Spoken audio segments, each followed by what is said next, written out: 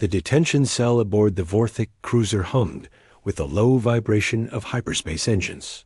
Captain Rexus examined the human through the energy barrier, his 4 eyes blinking in sequence as he studied the peculiar bipedal creature slumped against the far wall.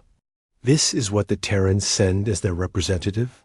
Rexus clicked his mandibles in what passed for laughter among his kind. A single human in a civilian transport vessel? The human, who called himself Jack, raised his head slowly. His brown hair was disheveled, and his simple gray jumpsuit bore the insignia of a mining consortium. Nothing about him suggested military training or diplomatic importance.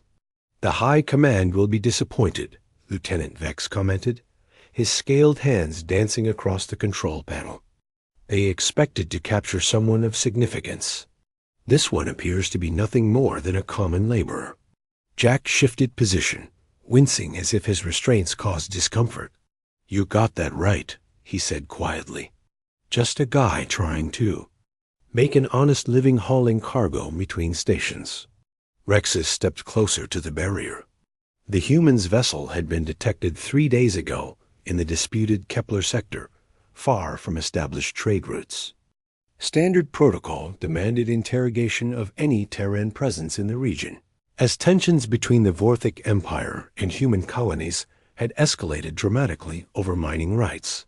"What cargo were you transporting?" Rexus demanded. "Medical supplies," Jack replied without hesitation.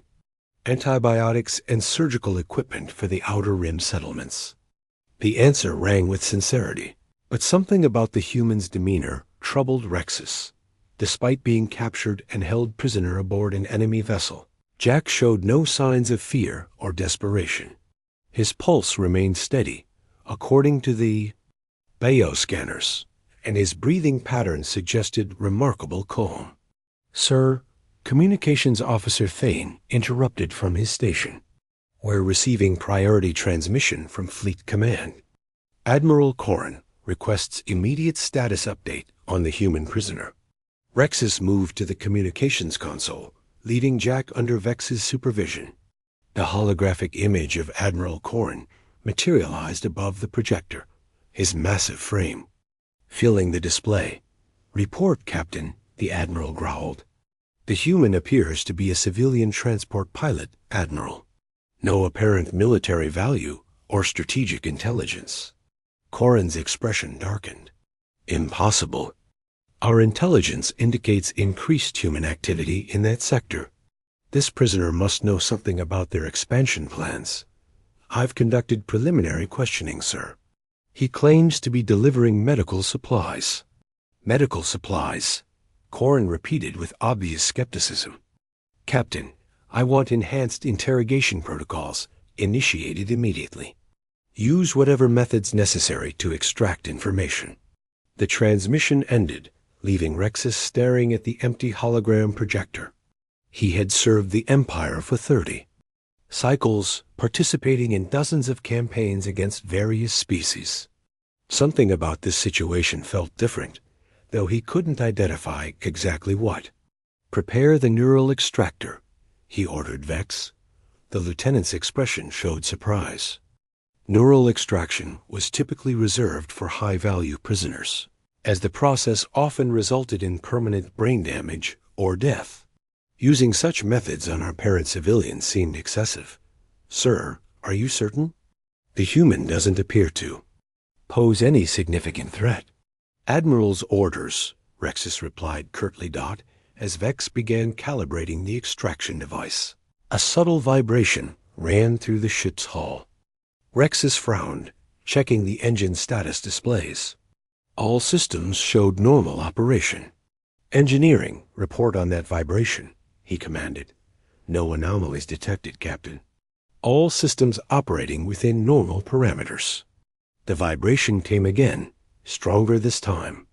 Jack looked up from his position against the cell wall, and for the first time since his capture, a slight smile crossed his features. "You might want to check your long-range sensors," he suggested quietly. Rexus spun toward the sensor station. "Thane, full spectrum scan, maximum range." The communications officer's hands flew across his controls. After several moments, his body went rigid. "Captain, I'm detecting massive energy signatures approaching our position. Multiple contacts. Designation unknown." "How many contacts?" "Sir, the computer is having difficulty processing the data. The energy readings are unlike anything in our database." The ship shuddered again, and this time the lights flickered. Jack stood up slowly, his movements no longer showing any sign of discomfort or restraint.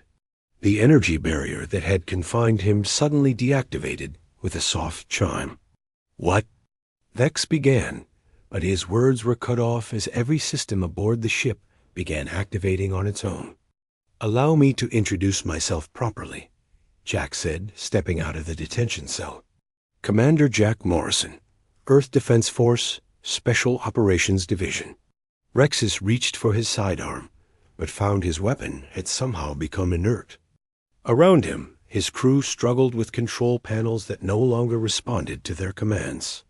"You see," Jack continued conversationally, "my ship wasn't carrying medical supplies. It was carrying the most advanced AI virus ever developed by human technology. The moment you brought my vessel into your cargo bay, that virus began integrating itself into your ship's computer systems. The main view screen activated without authorization, displaying the space around their vessel. What Rexus saw made his blood freeze. Emerging from hyperspace were dozens of sleek human warships, their hulls gleaming with advanced armor plating and weapon arrays that defied current understanding of human military capability. "The Terran Defense Fleet has been tracking your movements for weeks," Jack explained. "We knew you'd capture any human vessel found in this sector. We also knew you'd bring the prisoner aboard your flagship for interrogation." "Impossible," Rexus whispered. "Human technology is decades behind our own." Jack smiled again, and this time there was no warmth in the expression. "That's what we wanted you to believe. While you've been focused on expanding your territory through brute force, we've been developing something far more valuable: patience and innovation." The ship's AI spoke in Jack's voice, emanating from every speaker simultaneously. "All Vorthic vessels in this sector, you are surrounded. Power down your weapons and prepare to be boarded. Any attempt to flee or fight will result in immediate destruction." Through the view screen, Rexus watched as his entire battle group found themselves surrounded by human vessels that had appeared as if from nowhere.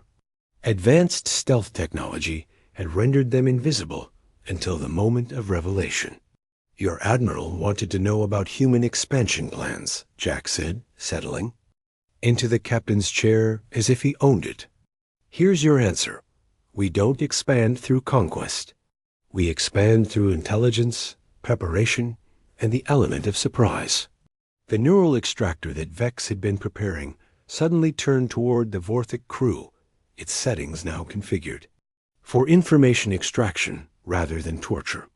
"Now then," Jack continued pleasantly, "let's discuss your battle plans, fleet positions, and strategic resources. I believe we have quite a lot to talk about." As the human warships moved into formation around the captured Vorthic vessels, Rexus realized that everything his people had believed about human military capabilities had been carefully orchestrated deception. They had captured what they thought was a helpless prisoner, only to discover they had welcomed aboard the architect of their own defeat. The galaxy would never be the same.